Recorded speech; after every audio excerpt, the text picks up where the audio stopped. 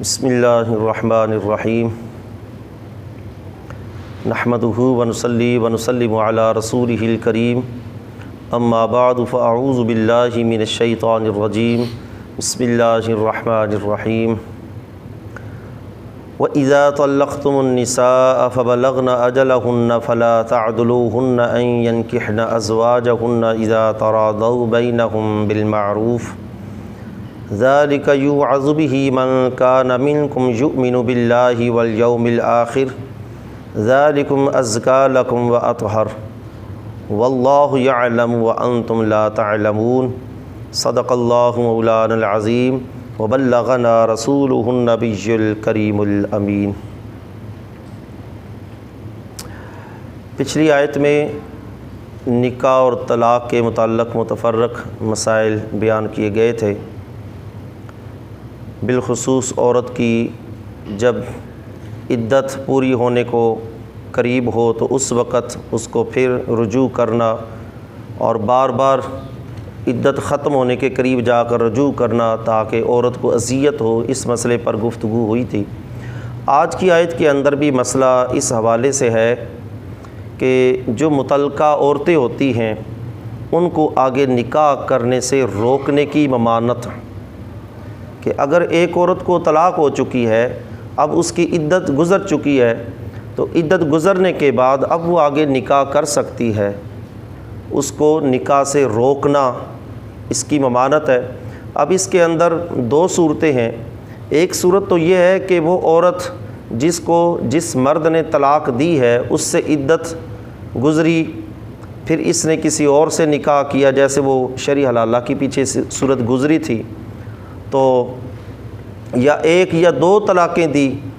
تو ایک یا دو طلاق کی عدت گزر گئی تو طلاق بائن ہوگی، نکاح ختم ہو گیا۔ تو اب وہ عورت اگر پھر اپنے وہ پچھلے خاوند کے ساتھ نکاح کرنا چاہتی ہے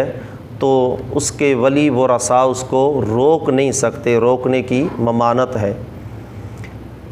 فرمایا وَإِذَا طَلَّقْتُمُ النِّسَاءَ، اور جب تم عورتوں کو طلاق دو، فَبَلَّغْنَ أَجَلَهُنَّ، اور وہ عورتیں اپنی مدت کو پہنچ جائیں، یعنی ان کی عدت مکمل ہو جائے، فَلَا تَعْضُلُوهُنَّ، تو ان کو نہ روکو، ان عورتوں کو نہ روکو، اَن يَنكِحْنَ، کہ وہ نکاح کرنے، یعنی ان کو نکاح کرنے سے نہ روکو۔ کن سے؟ ازواجہن، اپنے خامندوں سے، چاہے جنہوں نے ان کو ایک یا دو طلاق دی ہے، عدت مکمل ہونے کے بعد دوبارہ پھر اسی سے نکاح کرنا چاہتی ہیں تو تم نہ روکو، یا کہیں اور نکاح کرنا چاہتی ہیں تو تم ان متعلقہ عورتوں کو نہ روکو۔ اذا تراضوا بینہم بالمعروف، جب وہ آپس میں باہم رضامندی کے ساتھ نکاح کریں اور شریعت کے مطابق، بالمعروف یعنی شرعی تقاضوں کے مطابق اگر وہ نکاح کریں تو تم نہ روکو۔ ذالک یوعظ بہ، یہ نصیحت کی جاتی ہے اسے، من کان منکم، جو تم میں سے، یؤمن باللہ والیوم الآخر، جو اللہ پر بھی ایمان رکھتا ہے اور قیامت کے دن پر بھی ایمان رکھتا ہے۔ یہ نصیحت اسے کی جا رہی ہے۔ ذالکم ازکیٰ لکم واطہر، اور یہ حکم جو ہے، یہ معاملہ تمہارے لیے بہت زیادہ ستھرا بھی ہے اور تمہارے لیے پاکیزگی کا باعث بھی ہے۔ واللہ یعلم وانتم لا تعلمون، اور اللہ جانتا ہے جبکہ تم نہیں جانتے، تمہیں علم نہیں ہے۔ اس آیت کا پہلے پس منظر سماعت کریں، اس کا شان نزول، تاکہ مسئلے کی تھوڑی مزید وضاحت ہو۔ نازلت فی جمیلۃ بنت یسار اخت معقل بن یسار المزنی، یہ آیت نازل ہوئی حضرت جمیلہ بنت یسار، جو کہ حضرت معقل بن یسار رضی اللہ تعالی عنہ کی ہمشیرہ تھیں۔ کانت تحت ابی البداح عاصم بن عدی بن عجلان، یہ ابو البداح عاصم بن عدی بن عجلان کے نکاح میں تھیں، فطلقہ، تو انہوں نے ان کو طلاق دے دی۔ اب واقعہ کیا ہے؟ یہ واقعہ حضرت معقل بن یسار رضی اللہ تعالی عنہ خود بیان کرتے ہیں۔ معتبر سیاستہ کی احادیث کے اندر کی کتب کے اندر یہ حدیث پاک یہ آتی ہے۔ حضرت معقل بن یسار کہتے ہیں تزوجت اختا لی من رجل، میں نے اپنی ہمشیرہ کا نکاح ایک مرد کے ساتھ کیا، فطلقها، اس نے اس کو طلاق دے دی، حتیٰ اذا انقضت عدتها، حتیٰ کہ جب میری ہمشیرہ کی عدت مکمل ہو گئی، جاء، وہ آدمی آ گئے، یعنی ابو البداح وہ آ گئے اور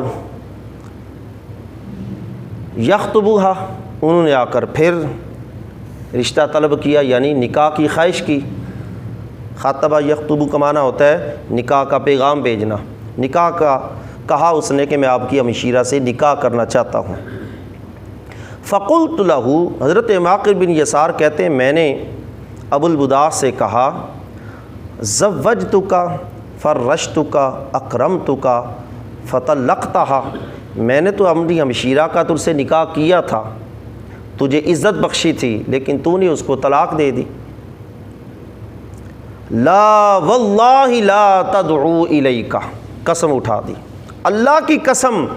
اب وہ میں تیرے نکاح میں دوبارہ نہیں دوں گا۔ لا واللہ لا تدعو الیک، تیرے نکاح میں اب میں نہیں دوں گا دوبارہ، میں نے پہلے تیرے نکاح میں دی تھی، تجھے عزت بخشی تھی، لیکن تو نے اس کو طلاق دے دی، اب دوبارہ تو پھر آ گیا ہے، ثم جئت تخطبها، پھر تو آ کر مطالبہ کر رہا ہے، تو اب میں تیرے نکاح میں نہیں دوں گا۔ وکان الرجل لا باس بہ، تو حضرت ابو البداح کو اس معاملہ سے کوئی اعتراض نہ، انہوں نے کہا ٹھیک ہے، صحیح ہے، تو نہیں رضامند، ان کو اس پر کوئی افسوس نہ ہوا، کوئی ان نے حرج محسوس نہ کیا۔ لیکن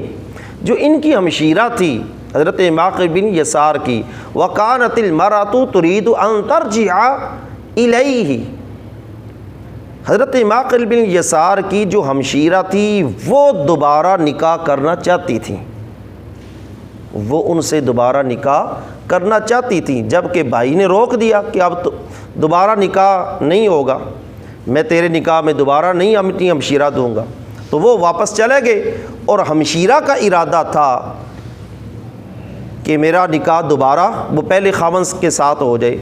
تو بھائی نے قسم اٹھا دی ہوئی تھی، تو اللہ رب العزت نے اس موقع پر ارشاد فرمایا،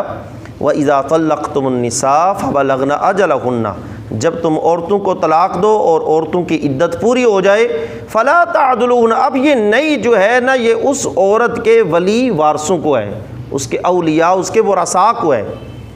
جو اس عورت کے ہیں، ان کو یہ حکم ہے، یہ نہیں کی جا رہی ہے، لا تعدلوہن، ان کو نہ روکو، ان ینکحن ازواجہن، کہ وہ اپنے وہ ان خامدوں سے نکاح کریں، اذا ترادوا بینہم بالمعروف، جب کہ ان کی آپس میں باہم رضامندی ہو اور شریعت کے تقاضے کے مطابق ہو۔ جب یہ آیت کریمہ نازل ہوئی تو حضرت معقل بن یسار رضی اللہ تعالی عنہ کہتے ہیں میں نبی علیہ الصلوۃ والسلام کی بارگاہ میں حاضر ہوا، مجھے پتہ چلا کہ اللہ نے یہ آیت کریمہ اب نازل کی ہے کہ اپنی متعلقہ عورتوں کو آگے نکاح کرنے سے نہ روکو۔ کہتے ہیں میں نے قلت، عرض کیا نبی علیہ الصلوۃ والسلام کی بارگاہ میں، قلت الآن افعل یا رسول اللہ فتزوجتها ایاہ، میں نے حضور کی بارگاہ میں عرض کیا یا رسول اللہ اب میں ایسا ضرور کروں گا، اب میں ایسا ضرور کروں گا، جو میں نے قسم اٹھائی ہوئی تھی کہ اپنی ہمشیرہ کا نکاح نہیں دوبارہ اس مرد سے کروں گا جس نے طلاق دی ہے، تو اب اللہ نے یہ آیت کریمہ نازل کر دی ہے، تو اب میں ضرور ایسا کروں گا۔ اور فتزوجتها ایاہ، پھر میں نے اپنی ہمشیرہ کا دوبارہ نکاح ابو البداح سے کر دیا، اور وکفرت عن یمینی، جو میں نے قسم اٹھائی تھی اس کا میں نے کفارہ ادا کر دیا۔ یہ اس آیت کے اندر مسئلہ ہے۔ اب اس کے اندر ایک چیز ہے فلا تعدلوہن، اپنی عورتوں کو نہ روکو۔ ایک تو مسئلہ یہ ہے کہ جو متعلقہ عورتیں ہیں وہ اگر دوبارہ نکاح کرنا چاہتی ہیں پہلے خاوند کے ساتھ تو ان کو نہ روکو۔ ایک مفہوم اور اگر کسی کے ذہن میں آئے کہ کیا بالغہ عورت کو، جو بالغ عورت ہے وہ اپنا نکاح کر سکتی ہے، اس کو روکنا چاہیے یا نہیں روکنا چاہیے، ایک یہ بھی مسئلہ اس ضمن میں نکل سکتا ہے، کیونکہ جو نابالغہ بچی ہے اس کا نکاح تو اس کے ولی ورثاء کی اجازت کے بغیر ہو ہی نہیں سکتا۔ اس کے ولی ورثاء اجازت دیں گے تب نابالغہ کا نکاح ہوگا۔ اور جو بالغہ عورت ہے اس کے نکاح کے اندر کہ وہ اپنا نکاح خود کر سکتی ہے، آیا یہ لا تعدلوہن کے اندر نہیں ان کو بھی شامل ہے؟ مثلا کوئی کمواری، یہ تو آیت ہے مطلقہ کے متعلق، طلاق یافتہ عورت پھر خاوند سے نکاح، پچھلے سے خاوند سے نکاح کرنا چاہتی ہے تو فرمایا لا تعدلوہن، ان کو نہ روکو۔ تو جو ہیں ہی کواری عورتیں، لڑکیاں، کیا ورثاء، ان کو بھی نہ روکیں نکاح کرنے سے۔ اس کے اندر کیا مسئلہ ہے؟ اس کے اندر مسئلہ یہ ہے، شرعی مسئلہ یہ ہے کہ اگر عورت، بالغہ عورت اپنا نکاح خود کر لیتی ہے، نکاح نافذ ہو جائے گا، نکاح نافذ ہو جائے۔ لیکن اس کے اندر پھر لمبی تفصیل ہے کہ نکاح اگر اس نے اپنے کف کے اندر کیا ہے، کف، کاف فا واو، کف، کف کا معنی ہوتا ہے ہم پلہ، ہم پلہ، یعنی ایسے لڑکے کے ساتھ اس کا نکاح ہوا ہے جو اس کے خاندان کا ہم پلہ، اس کے گھرانے کا ہم پلہ، یہ نہیں کہ اس کا خاندان اعلی اور اس نے کسی کچرا اٹھانے والے کے ساتھ نکاح کر لیا، یہ ہم کفو نہیں ہے۔ تو ایسا نکاح جو ہے وہ ولی ورثاء کو توڑوانے کا اختیار ہے شرعی طور پر، ایسا نکاح وہ توڑوا سکتے ہیں۔ اب شرعی طور پر مسئلہ تو یہی ہے کہ اگر بالغہ عورت اپنا نکاح کرے گی، نکاح اس کا نافذ ہو جائے گا، لیکن اس کے اندر شریعت کہتی ہے کہ بہتر یہ ہے، احتیاط اسی میں ہے کہ وہ خود اپنا نکاح نہ کرے، اپنا نکاح خود نہ کرے۔ کیوں کہ وہ عورت ہے، عورت کے عقلی لحاظ سے بھی اس کی مرد کے مقابلے میں وہ پیچھے بھی گزرا ہے، وہ کمی ہے۔ تو اس فیصلہ کے اندر، یہ ایک پوری آگے زندگی کے سفر کا فیصلہ ہے، اس فیصلہ کے اندر اس کو خطا ہو سکتی ہے۔ اپنی زندگی کے فیصلے کرنے کے اندر خود وہ فیصلہ کرے، ایک تو وہ اس کو خطا ہو سکتی ہے، وہ صحیح سمجھ کر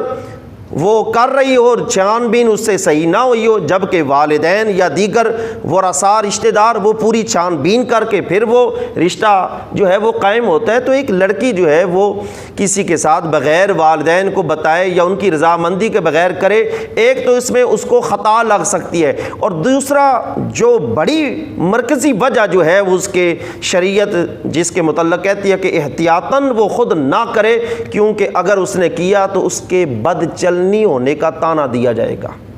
کہ یہ عورت بد چلن ہے، ساری زندگی کے لیے یہ اس کے لیے تانا بن جائے گا۔ ایک یہ اس کے اندر مسئلہ ہے، اور ایک اور بھی مسئلہ ہے عام ہمارے عرف کے اندر پایا جاتا ہے۔ کسی عورت کو اگر طلاق ہوئی ہے تو اس عورت کے پاس اس کے بچے بھی ہیں، اب شرعی طور پر خاوند پر ان بچوں کا، چاہے وہ بچے وہ مرد کے پاس پرورش پا رہے ہیں، چاہے وہ جس کو طلاق دیا عورت کے پاس چاہے پرورش پا رہے ہیں، شرعی طور پر ان کے بالغ ہونے تک خرچہ جو ہے وہ مرد کے ذمے ہے۔ لیکن عام ہمارے عرف کے اندر ایک یہ بھی پابندی لگائی جاتی ہے اس عورت پر کہ جو متعلقہ عورت ہے اس سے کہا جاتا ہے کہ ان بچوں کا خرچہ اس وقت تک ملے گا جب تک تو آگے نکاح نہیں کرے گی، اگر تو نے آگے نکاح کر لیا تو پھر تجھے خرچہ نہیں ملے گا ان بچوں کا۔ یہ شرط لگانا ممنوع ہے، یہ بھی اسی ضمن میں آئے گا، یہ بھی اسی ضمن میں آئے گا۔